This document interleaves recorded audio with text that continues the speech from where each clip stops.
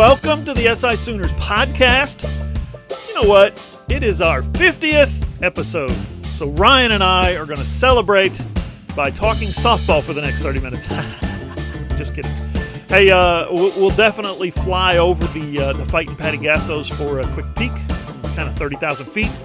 But no, Ryan, it's tournament time. We're smack dab in the middle of one right now. We're taping this between two games, so some of it's going to be outdated. Some of it just happened last night. Some of it's going to happen in a couple hours, so hang with us. If you're tired of basketball, skip forward, skip backward, I don't care. We got basketball to talk about because Big 12 is back in Kansas City. The Big 12 tournament is going on. Selection Sunday is coming up this weekend, and yes, it's true. Today is not Wednesday. Forgive me. Today is Thursday. You might think we're a day late on this podcast, but you know what? The truth is this. Ryan, this is a very special Thursday edition of the SI Sooners podcast, Ryan. We love big Thursdays around here, John. And look, with everything that's gone on in the entire world over the past year, and by year we mean year to a day, I think it's okay to do a special edition Thursday episode because we want to pack in all this tournament talk that we can. That's Ryan Chapman in Norman. I'm John Hoover. I'm in Tulsa. Thank you once again for listening to the SI Sooners podcast, and thanks y'all for watching on my YouTube channel. SI Sooners, as you know, is a Fan Nation affiliate, part of the Sports Illustrated network. SI Sooners, allsooners.com. That's our website. Actually, there's nothing special about today's podcast being on Thursday. We've just been busy as heck. We have been busy as heck. Ryan, for instance, just got back from getting vaccinated today. Meanwhile, I'm going on like 13 weeks. I've been registered and not a word, not a whisper. I'm seeing all these people on my Facebook feed. I got my vaccine. Look at me. I got my little card. Good. Good job. Good for you. Congratulations. My wife, for instance, was against it. She said, I don't want to get vaccinated. She's one of those ones that's kind of immunocompromised a little bit. She got a little asthma going on, so it's not too bad. But she's like, I'm not going to register. I'm not in any hurry. I don't care. She put it off. She was scared. I don't know, government tracker. And then all of a sudden, she's just kind of on a whim from one of her coworkers. She gets registered, and like 2 days later, she's got vaccinated. Man, I'm like, what? Here. Meanwhile, I'm hunkered down. I've got my mask on. I'm in phase 4, which means, hey, dude, sorry, you're old. You're not essential. You're a sports writer. You can get COVID, and we don't really care. Right? Right? Okay, Ryan, congratulations on getting vaccinated. You had to drive a little bit to do it, but enough with the needles. We got to give the people what they want. I just had to get that off my chest. Let's talk some basketball. For God's sake, I know on this podcast, we almost always save basketball for the final segment, and we do got a buttload of football to get to, don't get me wrong, of course, but you're not going to want to miss what we've got cooked up football-wise, trust me. But, guys, it is the postseason. It is March Madness. It is here, and I'm going to ask Ryan like a million quick questions, and we're going to see if he can answer all of them before the first break. First off, Ryan, OU was number 7 in the nation, then they lost 4 in a row, fell to number 7 in the Big 12. Crazy. They beat Iowa State last night in the first round of the Big 12 tournament. Same exact MO as we've seen the last month or so, which is get a big lead. This one was 19 points. Give it all back. They got within 4, Iowa State did. But then you hold on at the end, and like Lon Kruger said last night, you get a win. Hey, you stop the losing streak, you get a win. They gave Iowa State's season the mercy killing that they've wanted for about the last 2 months. I mean, Iowa State, how does Iowa State win 2 games the entire season, 0-18 in Big 12 play? I don't know if that's ever happened before. Ryan, tonight, OU gets Kansas. KU is out their big man, is without their big man, David McCormick, and one of their backups is out, Tristan Anaruna, I think you pronounce his name. Let's start there. OU split the series with KU. Probably should have won in Lawrence. Do the Sooners win tonight? John, the way that they've played the last 2 or 3 weeks would lend you to say no, but I think Oklahoma is one of the most desperate teams coming to this Big 12 tournament. Kansas, are they playing their best ball of the year? Absolutely, but they righted the ship after Oklahoma beat them in Norman and knocked them out of the AP Top 25 for the first time in 12 years. Kansas has nothing to prove. Like, they're probably going to be a 2 seed regardless of what happens in the Big 12 tournament, and they're just playing for what region they get dropped into. Maybe they get bumped around to a 3 and shuffled around, depending on what happens around the country, but I like the Sooners tonight. Call me crazy. And yes, they gave all that lead away against Iowa State, but the big thing that they did that they haven't done over the last couple of weeks is they got the entire bench involved, John. Lon Kruger figured out, he went back to playing all the right notes as far as how to match up Jalen Hill and Kirkweth and Alondis Williams and Elijah Harkless, how to make that rotation work. Davion Harmon got them cooking early on, and as a result, 8 Sooners touched the floor against Iowa State, John. 8 of them scored. 7 of the 8, Emoja Gibson was the one guy who didn't make more than one bucket. So that's a balanced attack, a balanced effort. That's exactly what we saw Oklahoma do to the Jayhawks in Norman. By the way, they took McCormick out of that game, made him a non-factor. Tonight, they don't have to do that. They just have to make Mitch Lightfoot a non-factor and deal with the guard. So I really, call me crazy, I like the Sooners this evening in the T-Mobile Arena, not the Sprint Center, my bad, in the T-Mobile Arena against the Jayhawks. Austin Reeves finished strong last night, but he kind of hadn't lately, leading up to last night. Is he playing too many minutes, Ryan? Did the bench contributions last night take some of that load off of him, allow him to be fresher down the stretch? Yeah, I really think so. And the winning formula for Oklahoma had been, you wrote about this, John, allsooners.com, a great piece, and that's what you need to look out for tonight against the Jayhawks. But the winning formula has been Davion Harmon. It has his patented quick starts. It happened against Kansas and Norman when Oklahoma won. Davion Harmon finished with 22.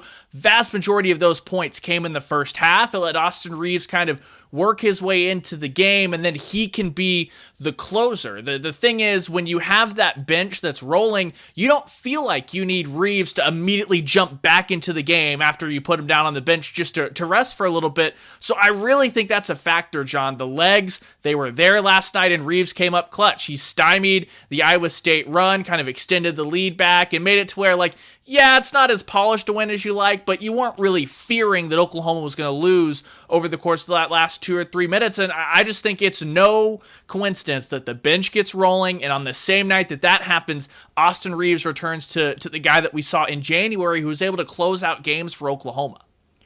Okay, does Kirkweth need to play more minutes for OU? In general, I mean, does he need to play more minutes? Or tonight specifically with McCormick out, is there any need for him on the floor? Yeah, I think Kirkweth is just going to be a matchup-dependent guy, John, because some people might say, well, even if Oklahoma's playing a small team, you should put the big guys out there and make their opponent adjust to you. But Kirkweth he's not a dominant offensive player, John. He's got the great dunks, and he kind of has a feel for how to get that involved, but that's more on the guards and the offense around him moving. He's not really a shot creator. He's shown, this trend started in Lawrence, that he's willing to take a 3 or 2. He has a really nice stroke, but he's just not a great shooter, John. So tonight against the Jayhawks specifically, with McCormick out, I don't see a huge need for Kirkweth. Now, obviously, if you get into that game and the Sooners are just getting used and abused in the paint, if those Kansas guards are able to penetrate and the on-ball defense isn't working, yeah, throw Kirkweth in there, add that little bit of rim protection. Alondis Williams told us after the Texas game, you could feel that difference knowing that you had some rim protection behind you. So I don't see Kirkweth being a huge factor in this game. Against Kansas, Brady Manick and Jalen Hill have to be the 2 bigs that do the damage, because that's the kind of matchup. Kansas doesn't have anyone that's just massively oversized, when we talk about Texas. Texas has 3 or 4 of those guys. So I think Kirkweth's going to be matchup driven, but with that being said, John, it also doesn't need to be a situation where he logs no minutes, because he does bring some value to this lineup, even if you're not playing a team with some really star-studded bigs. Yeah, I like Kirkweth on the floor. Energy, high energy, protects the rim. I mean, good luck getting a shot off against that dude. And then if you want offense out of him, just throw it to the ceiling. Just throw it up there. We saw last night 2 balls he had no business getting to, and they both went in the basket. Guy's unbelievable on the lob.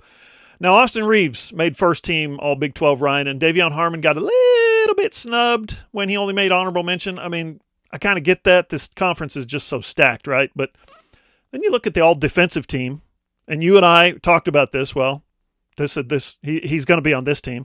The all-newcomer team, you and I talked about this. He's going to be on this team, right? He's going to be on one of those 2 teams for sure. No, Elijah Harkless got snubbed by the Big 12 conference coaches on both of those teams. Not defensive, not newcomer. I don't get it. The kid is one of the elite defenders in the country.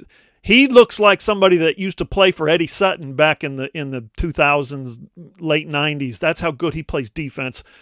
Big 12 coaches who have to play against him every night don't reward him. So, Ryan, my question is this. Was his performance last night against Iowa State Elijah Harkless's way of saying, you don't like me, huh? Well, watch this. Yeah, I think so. Obviously, in the days of COVID, it's much harder we can't be face-to-face with the athletes and really get to know the guys. But Elijah Harkless has always come off as one of those guys that is supremely confident in himself and his abilities. He's not like overconfident or arrogant or anything like that, but he just matter-of-factly will tell you, yeah, I was a team player who wanted to lock in and play defense, and as a result of that, I didn't get as highly recruited as maybe I feel like I should be, things like that. He's the first one to say that he believes this team can beat anyone in the country. Like, he's a supremely confident individual. So, we informally were kind of having discussions. We were going back and forth for newcomer of the year, not just the all newcomer team, but newcomer of the year. Obviously, Max McClung at Texas Tech. He's amazing. He scores the points, all that stuff. That's going to be the flashy pick.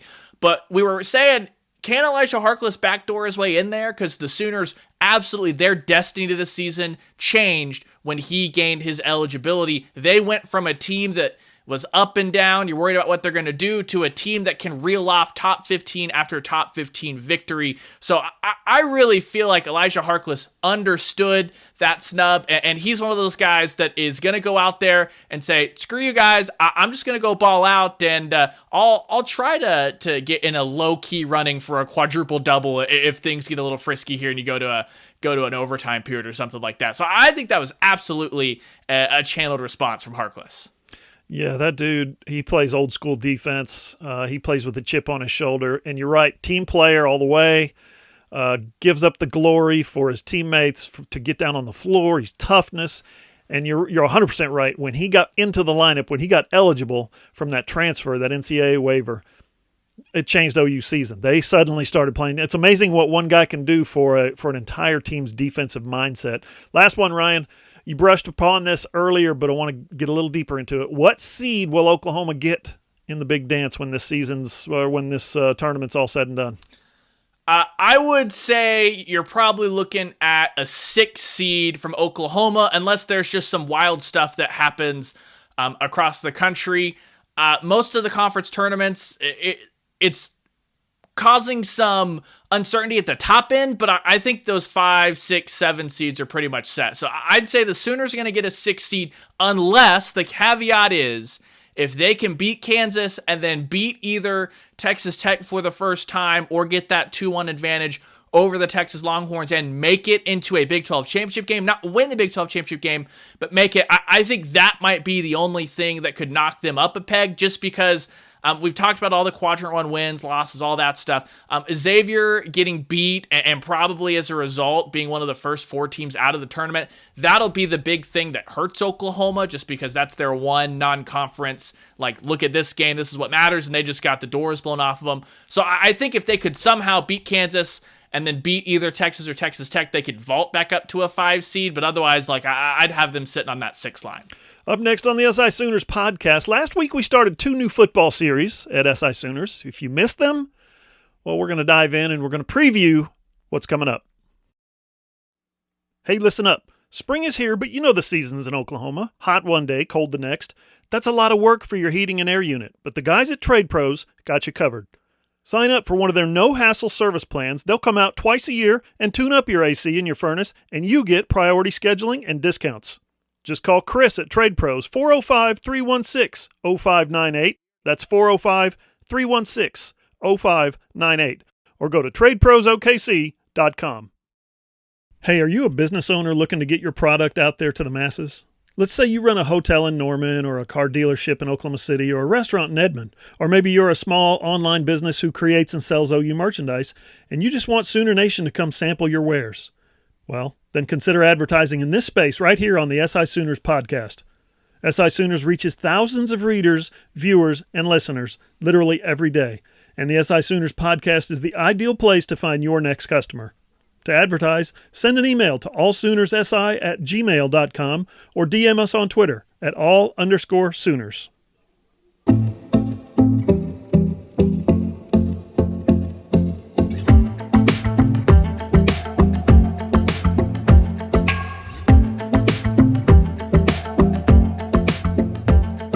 do some social media. Follow SI Sooners on Twitter at @all_Sooners. Find Ryan, of course, at Radios Ryan, and I'm always at John E. Hoover.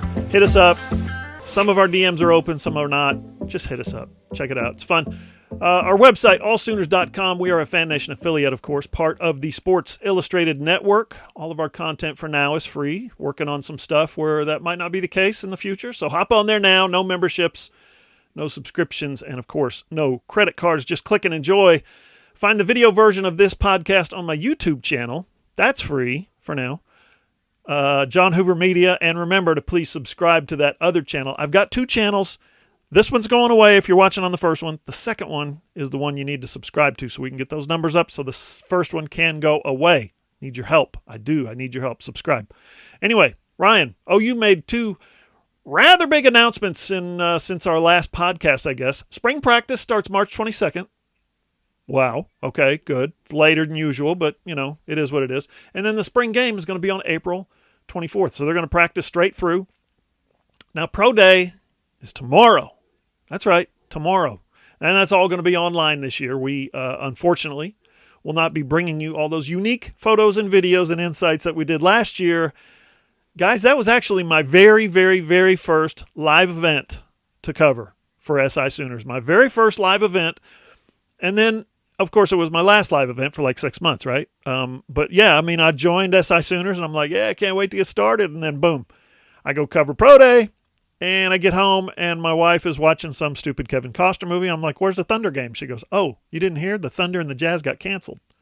Can't do that. That was 1 year ago today. So, Pro Day this year, man, it's all going to be virtual. It's all going to be online. Sooner Sports TV, I guess, is taking care of us. But we're still going to have a ton of content for you on Pro Day, so check that out, allsooners.com. Ryan, back to my original thought. Every other day leading up to the start of spring practice here, we've been previewing a different OU position, depth chart, whatever you want to call it, roster. We're looking at each position, breaking it down.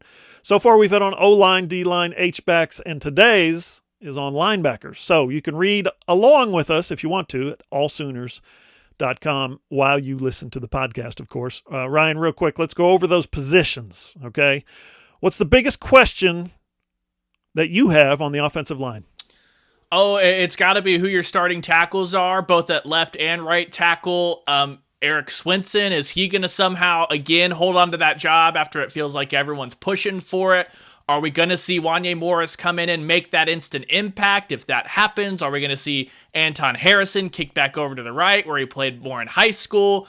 All of that stuff, John, I think the unit that is underachieved the most the past 2 seasons compared to our expectations has been the offensive line, and I think the tackles are going to have a lot to do with that this season, because once you get the tackles sorted out, I think it kind of builds itself back in. You've got experience at the guard position that you're okay with throwing back out there if someone else doesn't come on. If an Andrew Rame comes out there and wows everybody, that's just an upgrade. So I think the biggest thing for that offensive line is going to be, who are your tackles? Who are those tackles going to be on either side? And how quickly can everyone get back up to speed going into the next season? I think the tackles are so strong. I think exactly the opposite. I think the tackle's going to be one of the strongest positions on the team. And so no concern. Now there's some questions who it's going to be, but I think whoever it's going to be is going to be very good. I really do. I think the biggest question on the offensive line is center. And I really think that is going to be Andrew Rame that emerges at that. I talked to his high school coach and he said that he's 100% confident that he's going to be starting at center for the Sooners this year. David Alexander knows what he's talking about. And then some related content off of center. I think Chris Murray, who is going to be competing for that job, I think he continues to rotate at guard. Probably left, probably right. I'm not sure. He gets in there with those 2 good established starters. But if anything happens to Rame, I think he backs up the center position. I think tackle's going to be so stacked with guys like Morris and Swinson, and you left out Stacey Wilkins to go with Anton Harrison. I think all 4 of those dudes have been talked up by the coaches. They've played well when they've gotten in there.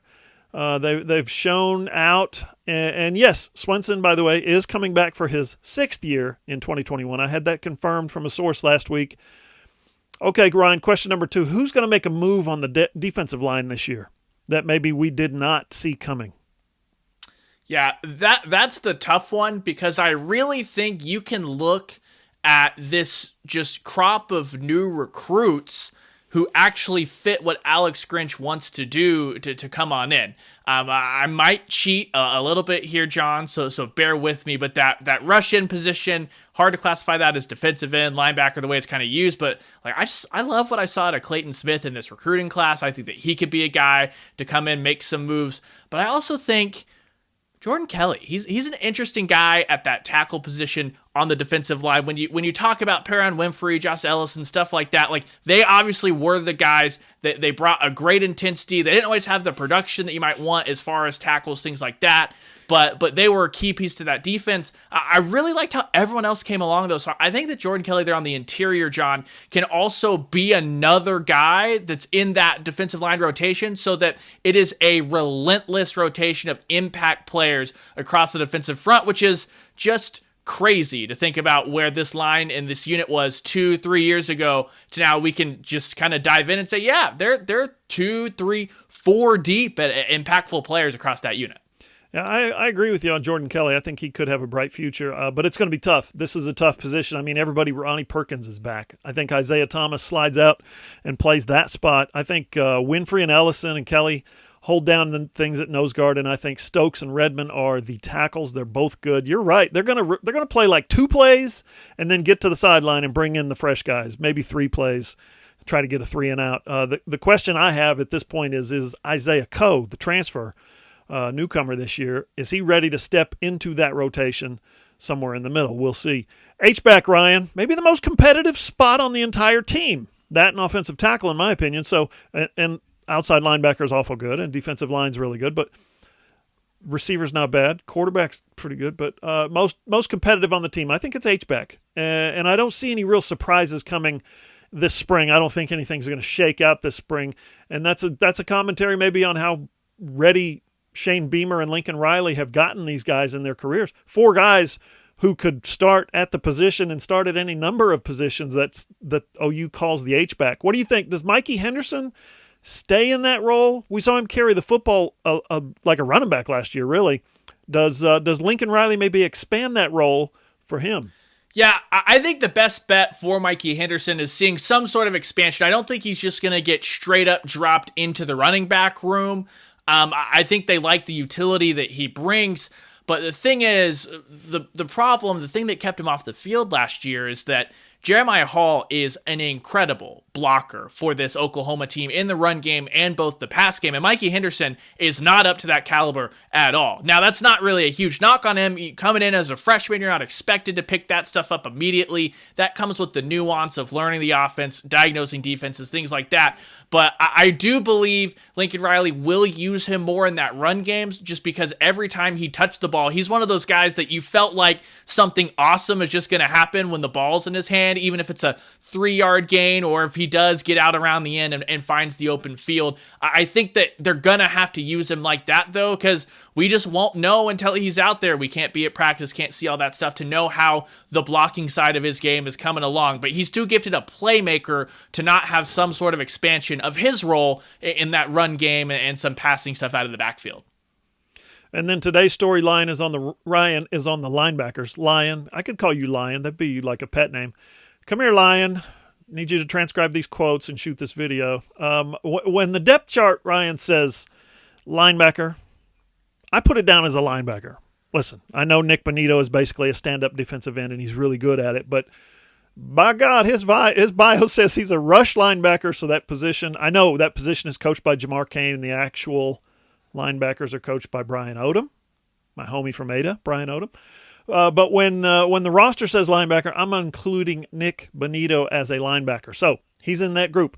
That said, Ryan, this position also seems insanely deep and is stacked with talent, inside and outside. What's your biggest concern about the OU linebacker room, you think?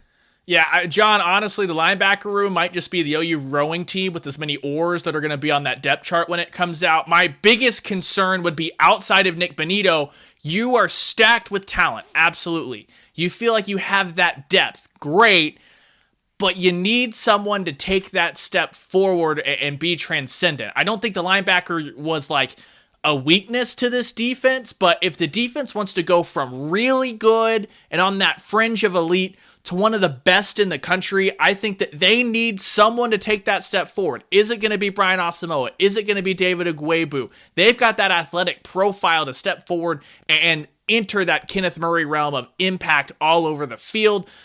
Who knows? It could be a Deshaun White. It could be one of the new guys coming in. Shane Witter was thrown out there in the Cotton Bowl. It seems like he has the mind for the game. I thought that Alex Grinch was pinning a note to his long-lost child when he talked about Danny Stutzman during National Signing Day, how much he loves that dude. He's going to get some run. So it'll be interesting to see because there's a ton of competition there. My biggest concern would just be if you have a generally anonymous rotation and you're not saying, okay, Brian Asamoah, he's that dude. He's got to be on the field because he can take this defense that extra step forward into the realm of the elite. To me, Asamoah and Ugwoegbu look like they're going to be reunited in the Pro Bowl in like 2025. Those guys look like NFL Pro Bowl linebackers. They're so athletic, so fast, so aggressive. But my big question mark for this group is Caleb Kelly. I want to see that kid have a big year. I want to see it as bad as I've ever wanted any college football player to succeed, Ryan. Probably since Ryan Reynolds. He's just a guy that's just got such a raw deal injury-wise. And talking to him over the years, he's just such a good dude. You have to root for him. I hope he can get back on the field and kind of go out on top, make some plays, maybe get a little money at the next level. We'll see. That does it for the stories that we've written on SI Sooners, allsooners.com. We've got more position previews coming over the next, 11 days or so? Check that out, allsooners.com. Up next on the SI Sooners podcast, we've got some unique and pretty incredible insight for you on the NFL draft. We'll tell you about it next. Guys, NFL draft season is upon us, and we've got some NFL draft talk coming up in the next segment. But if you're feeling a draft and you think things might be getting a little hairy downstairs, well, our partners at Manscaped are the leaders in the below-the-waist grooming department. For all my draftnicks out there, we've got an exclusive 20% off promo code SOON at manscaped.com. That's right, the promo code is SOON, S-O-O-N, 20% off, plus free shipping. The Lawnmower 3.0 trimmer, I'm telling you guys, it features their ceramic blade. They've got skin-safe technology, so say goodbye to any nicks and snags and cuts and stuff like that. Very unpleasant, as I told you last time, very uncomfortable. This baby will make you comfortable. Trust me. Also comes with a little LED light. I love that thing. And the Weed Whacker is really the ideal tool for any upstairs type situations you got going on. Manscaped's patented nose and ear hair trimmer. It's the best tool for the job. I also use the Crop Preserver and the Crop Reviver. I got their boxer briefs too. Again, the best I've ever worn. I'm serious about that. They're just so comfortable. And I got their travel bag as well. Just look for the performance package when you go to order, Ryan, on manscaped.com. Yeah, they hooked us up with a performance package, and it's honestly all I could ever need, John. Manscaped is the best when it comes to below-the-belt grooming, but that's not all. They've got, like you said, John, they've got the comfortable T-shirts, they've got the boxer briefs. The thing that I really like, though, John, is so I went on, I couldn't just be content with the performance package. I ordered some of the Manscaped cologne, and let me tell you, the ladies in my life have been very happy ever since I have adopted that. It's phenomenal, just like everything else that Manscaped has. And the big thing, John, on that Lawnmower 3.0 is you mentioned the skin safe technology, you mentioned the light, all that. Guess what? That whole thing, it's waterproof, it hums, it works like a charm. It takes what used to take a long time, very delicate job. It's done just like that. So everything you need, everything you could ever want to make sure everything's in check below the belt, they've got it here at Manscaped, and we're just very fortunate to have that hookup. Now, for a limited time, okay, Manscaped subscribers can get not one, but two free gifts. One is the Shed travel bag. That's a $39 value, and those patented high-performance, anti-chafing Manscaped boxer briefs. That's the other one. Get 20% off and free shipping with the promo code SOON at manscaped.com. That's 20% off, free shipping, manscaped.com. Use the promo code SOON.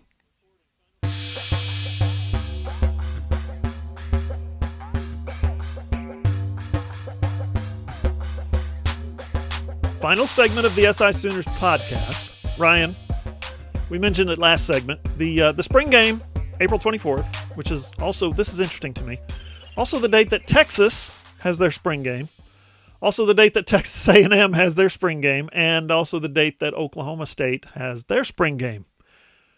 Okay, so real quick, remember, this is the year the pandemic has shut down recruiting, so there's no in-person recruiting, no on-campus recruiting through at least May 31st. That's what the NCAA has said, dead period, right?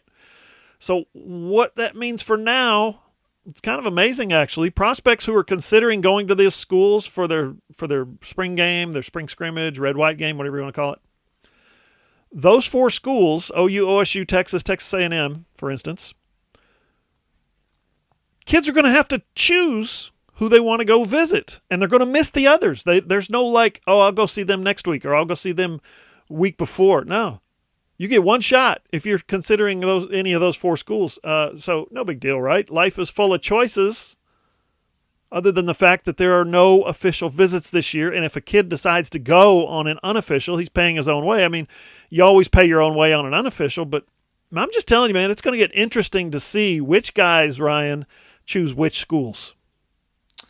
Yeah, and that'll be, what we're going to have to be tracking. That'll be part of it. I guess if you're an Oklahoma fan, you just hope that OU reprises their trend of booking a great musical act, even though there's only going to be 25% fans there, and just hope that you can put on the best show with the limited capacity, things like that. I do kind of wonder, though, John, that this is obviously something that's generally a massive deal. Lincoln Riley has wanted to make the spring game be the recruiting event on the calendar, but this year, OU is going to have that benefit of, I really feel like no matter what happens, OU Nebraska is going to be a night game. The networks are going to want that just as a marquee game to throw out there early, even if it's not that great of a game on the field. The atmosphere in the stadium, as the first time the stadium will be at full capacity, or maybe the second time, but either way, and it's the first time they're welcoming Nebraska back to Norman in how many years? Like, it's going to be electric in that stadium. I think it almost might play into the Sooners' favor to make that their big recruiting weekend if they can, once students or high school athletes are allowed back on campus. So, yeah, they're going to have these decisions in the spring, but I think Oklahoma, even if you don't get those unofficial visitors here in the spring, the way that their fall schedule sets up, the way that they're going to have opportunities to really wow these kids during the year when they know the stadium's going to be full and rocking, like, maybe I'm just not as worried about it because they seem to be knocking the virtual visits out of the park anyway. So today's March 11th, 1 year since the big pandemic sports shutdown. March 9th of last year, we were at a Lincoln Riley press conference previewing spring practice, March 9th. And I remember one of the last questions, at about the 33-minute mark maybe, Lincoln got out of 35 minutes, Lincoln got a question. Something along the lines of, Lincoln, have you thought about how the coronavirus might impact your attendance at the spring game? Yeah, we're not going, it wasn't even, it was March 9th and there was no shutdown. It wasn't even really a serious consideration. There was some discussion about it, but man, America was still America back then. It was a different time. It's weird how much things have changed in just that little short time, one whole year. Ryan, we need to tell the folks about our new NFL draft feature. Once a week, we break down one of the OU draft prospects for 2021. We do it every Thursday, and we call it Thursdays with Mora. Yeah, Jim Mora Jr., the former NFL head coach, former college head coach. He's with SI now. He's still with ESPN, but he's helping out SI with the draft stuff. He stopped by with me and Ryan, and every Thursday, we ask him questions and he pulls apart what he likes about each guy. It's a video that runs with the story. So you got me and Ryan interviewing Jim Mora on the videos, and he's speaking his mind and he's telling the truth. So check it out. He gives his honest draft evals, talks about a guy's strengths and weaknesses, maybe where he thinks they'll go in the draft. He's really good. I was really impressed with his delivery so far. So last week we opened up with Creed Humphrey. Today, Thursday, we dove into Ronnie Perkins. Next week, it's Ramondre Stevenson, and so on and so forth. We're going to get to everybody every Thursday now, okay? Thursdays with Mora. And yes, I stole the name from Tuesdays with Maury. You remember the old Mitch Albom book that became a TV series? I know. Only Thursdays with Mora is not going to make you all sad and weepy. Thursdays with Mora gets you fired up for the NFL draft, y'all. Ryan, what did you make of Coach Mora's evaluations of Creed and Ronnie? Yeah, I really liked what he had to say about Creed because around Norman, the conversation around Creed Humphrey has been, this is a first-round talent since the minute he stepped on the field as a redshirt freshman. But when you break down the reality of what the center position is, things like that, he's sliding to day 2, second, third round in some people's projections. And so it can be understandable, I guess, if you're looking at it going, what the heck happened with Creed? And Jim Mora came in and basically said, look, Creed is going to be a very solid player in the NFL for a long time. He really believes that it's the center position. It's not one of the most glamorous positions. You're not going out there and paying $100 million to a center over the next 5 years, things like that. Like, don't hit the panic button, Ryan. Step back off the ledge. So Jim Moore, he was great in that sense. Then Ronnie Perkins, it was just so interesting. He was talking about just Ronnie Perkins' production on the field, the different things you could do with him. And I thought the really interesting thing that he talked about is one thing that teams are going to notice is not just that he gets to the quarterback, not just the impact he has rushing the passer, but how violent he is at the point of attack when he hits that quarterback. I think we all think back to Bedlam when Ronnie Perkins basically ragdolled Spencer Sanders in front of the entire world, turns to the Cowboys sideline and says, somebody do something about it, and everyone wilted. Like, that's the kind of guy Jim Moore is saying that you want on any defensive line, on any football team in the NFL. And so I think that was really interesting because I guess I just hadn't thought about that. Like, you look at the sack numbers, you look at the production, we're so caught up in, is he going to be a 4-3 end? Is he going to be a 3-4 outside linebacker? All that stuff. Jim Moore basically said, that doesn't matter. Whoever drafts him is going to have a clear plan for success. And he thinks that Ronnie Perkins, too, will be a steady force in this league for a very long time. Yeah, a couple knocks on both guys. Creed, his arms were a little bit on the short side, I think Morris said. And then when it comes to Ronnie Perkins, he for a DN now, for a 4-3 DN, he's a little bit light in the pants. All right. He probably needs to thicken up a little bit to play that every down defensive end. And the other thing about Ronnie was coaches, general managers, they're going to ask him about the suspension. And he said he wants to see it. It's just part of the process. It's not like it's a black cloud hanging over his head, but it's just part of the process. They're going to ask him about it, and if he comes across as honest and forthright, dependable, trustworthy, all that kind of stuff, then they'll move past it really quick. If he struggles with his answer, that's when it becomes maybe a possibly little red flag. I don't think he's going to struggle with his answer. He's answered it in the media. He's probably rehearsed it a million times. So, biggest news of this past week, at least according to the old Google Analytics, Ryan, Bob Stoops took another football job. What? At Fox Sports. Calm down. He's going to replace old Herb, who is not well enough to coach Texas, but apparently is well enough to coach Jacksonville. Anyway, Ryan, instead of Stoops spending his Saturdays watching his son Drake catch passes at OU, like he said he wanted to do, he's going to fly to Los Angeles every week and talk ball with Reggie Bush and Matt Leinart and Brady Quinn and everybody's favorite studio host for soccer, Rob Stone. I love Rob Stone. How do you think Bob Stoops will do, Ryan? First off, I totally forgot that Rob Stone's involved in a Big Noon Kickoff, and I just got excited all over again because Rob Stone is truly the best. I think that Bob will be great. He can kind of lean into like Urban Meyer was. He was the straight man on the show. He just broke down football, gave you great insight, and was personable enough, which all these elite coaches are with how recruiting goes. He was personable enough to get by, makes you look past, some of the health issues, things like that. Because I was as skeptical as any coming to Big Noon Kickoff, and I really enjoyed it. I think Bob Stoops is going to be a great fit. And look, I think that I can speak for everyone when we are looking forward to see what point in the season does Matt Leinart and Reggie Bush feel comfortable enough working alongside Coach Stoops to mention that national championship game. I think that'll be the litmus test of you'll know that they've really hit their stride when they feel comfortable throwing all the punches across the desk. If they're buddies, sure, they'll do it. If they're doing like some pre-show kind of repartee back and forth, and somebody says something and Bob gives them that look, it's not going to go well, and they better not bring it up on air. Man, Yeah, that could get funny. I'm going to watch. I can't say this was unexpected. I figured Bob would take a TV gig eventually. I always figured he'd do it after Drake got done playing, but here's the deal. Urban Meyer unexpectedly jumps to the NFL, right? There's a job open at Fox. Their biggest analyst job in the studio suddenly open.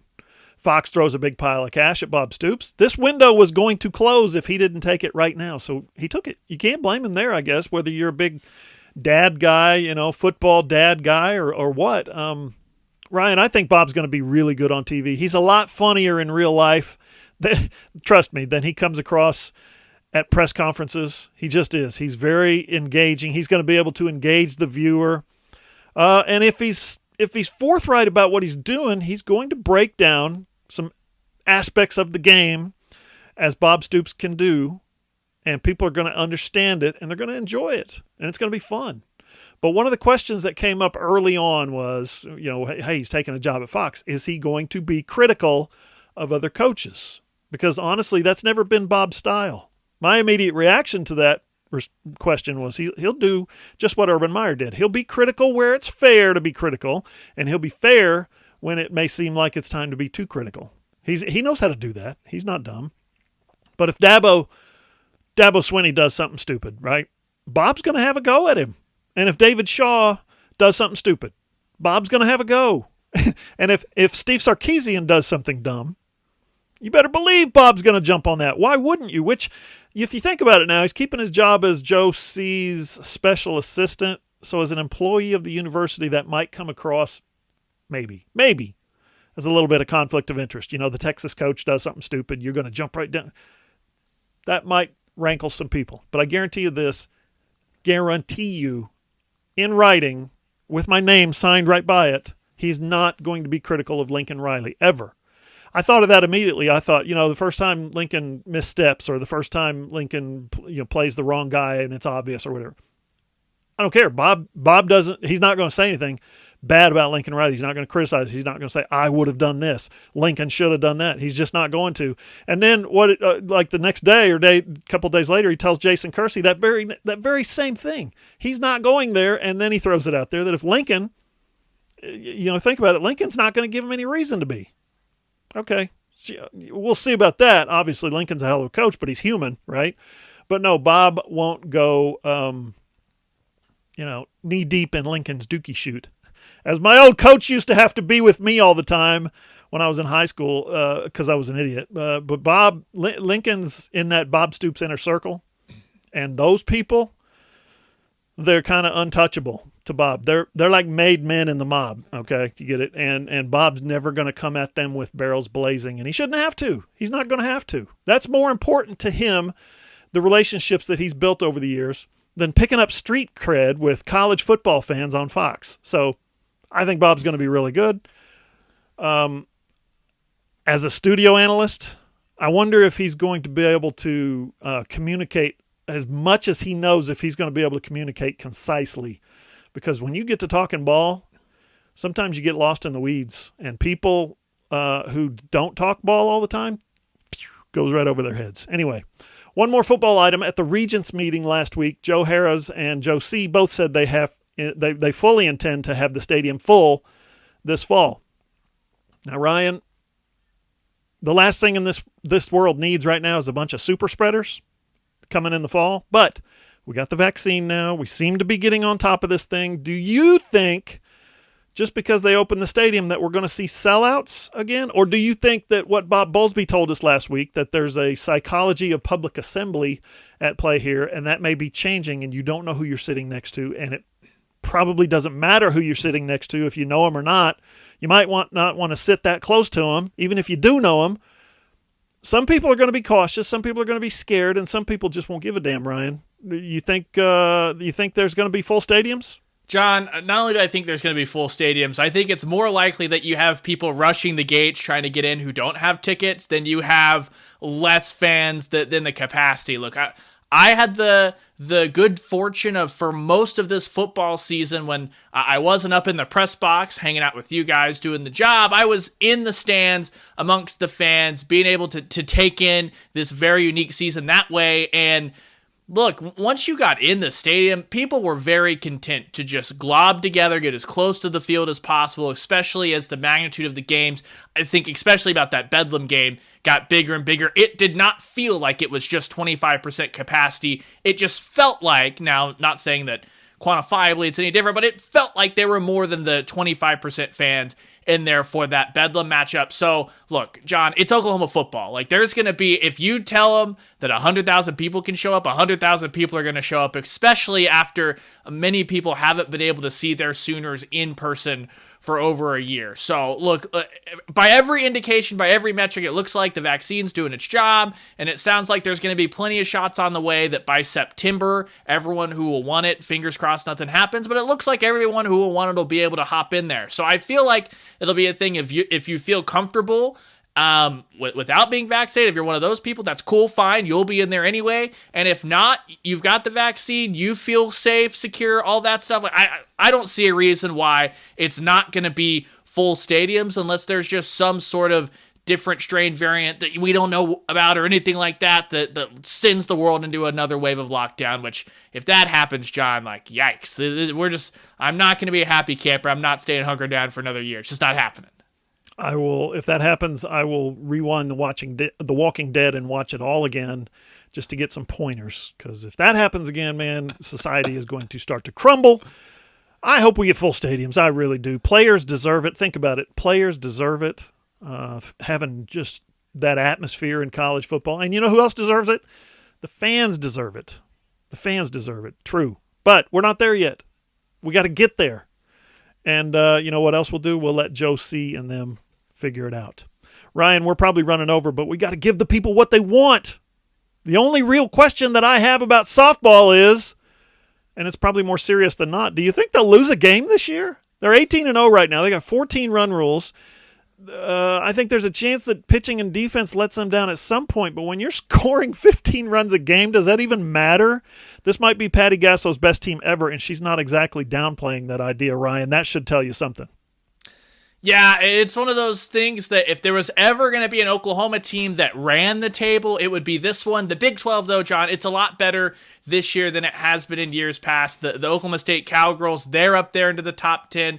Texas was rolling early on. Like, I just think that I know I'm really going out on a limb here. There will come a time when the Sooners drop a game. But honestly, John, until we get to the Women's College World Series where championships are won, I'm more interested in this new promotion that the softball and baseball teams are running this year. They're calling it, I think, the Sooner Launch Pad. Basically, it's for donors. They can pledge. I'm going to pledge X number of dollars for every single home run the team hits.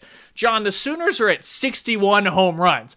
Do you think they projected this kind of production out of the long ball when they said, sure, I'll sign up for $100 a home run? Can they call the university and say, I'm going to have to scale this back a little bit because this is insane what you guys are doing? I think the school probably anticipated it. I think Patty probably told the promoters, hey, we're going to hit a lot of home runs this year. I don't think the fans anticipated 60 now after last night, 66 home runs.